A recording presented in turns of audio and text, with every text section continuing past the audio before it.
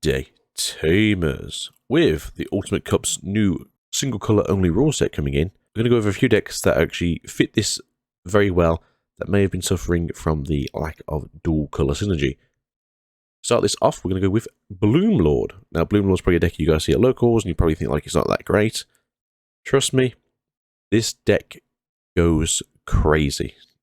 Because you can. For the babies, it's whatever you really want it to be. A lot of people do like using the Argos because it's when this Digimon becomes unsuspended during your unsuspend phase, you'll gain a memory. And the amount of times that you'll have like 2 or 3 of these on the field by like turn 3s quite often, depending on how lucky you've been in security and your hand.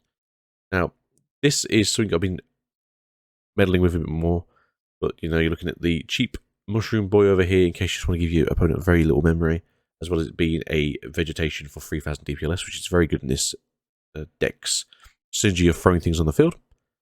Got the on-play Palmon. The amount of times that you'll play this, you'll get a second Palmon, and then you'll be able to access like Bloomlord. Ridiculous. Got Terriermon here. You can go 3 for this, and then maybe 2 for this one, or to be fair, you could probably strip this one out of the deck now because playing things by effects is very uncommon with the new single colour rule sets. But Terriermon, really good at the moment with the can't gain memory except by Tamer effects because a lot of memory boosts are in the game. A lot of all do this gain of memory are in the game. A lot of deletion effects, which says, especially for like Galatmon's going to be very good. Gain memory once it gets deleted. If Terra's on the field and it wasn't deleted, you're not going to get any memory. Pamu, up until now, was very good because it's can't play things by effects. So this was stopping things like Jesmon, stopping things like Masty, which you probably don't sound that great, but it also stops things like Pride Memory Boost as well. So it does have some synergy with decks that are currently out there right this minute. We have the newer Pamu, which is the EX3 Pamu, which is the when this Digimon is suspended by a Digimon's effect, suspend off your opponent's Digimon. This is really good because you do have a few things in here like Digizorb, which makes you suspend. So on suspend something else.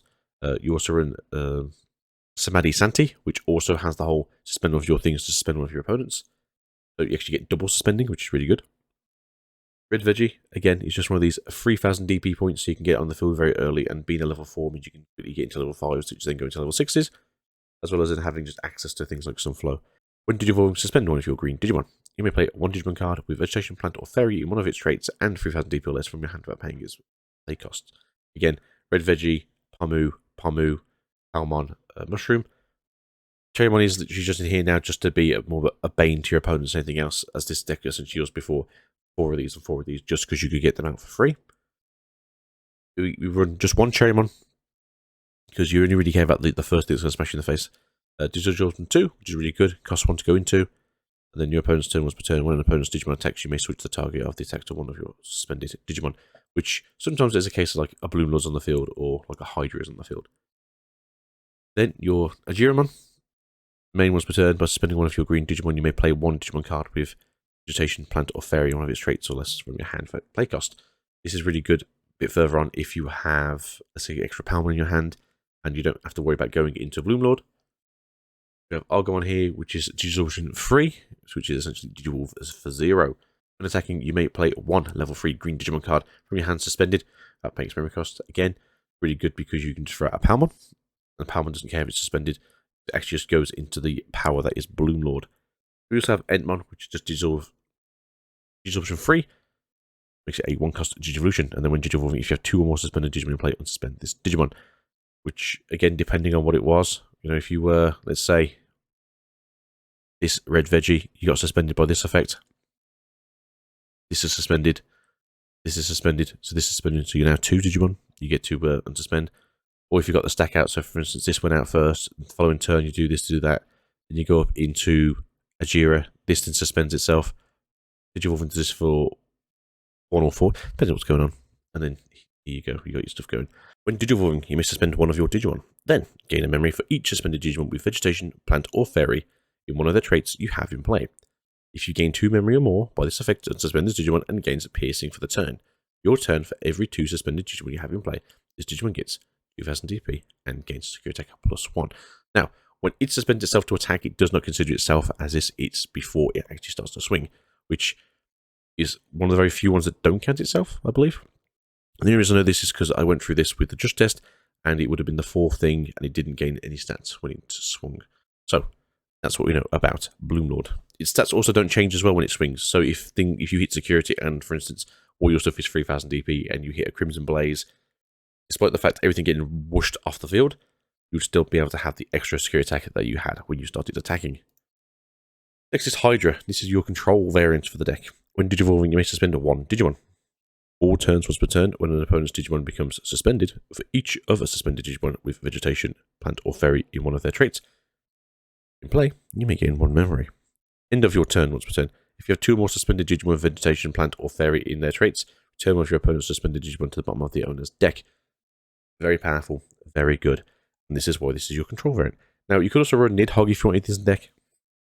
But personally, for me, I do prefer Hydra. I think it's just a slightly better version of what it was. 5 cost is very high, though, and you don't really mind at the end of your return effects going if these are already suspended. And essentially throwing things to the bottom of your opponent's deck is very good.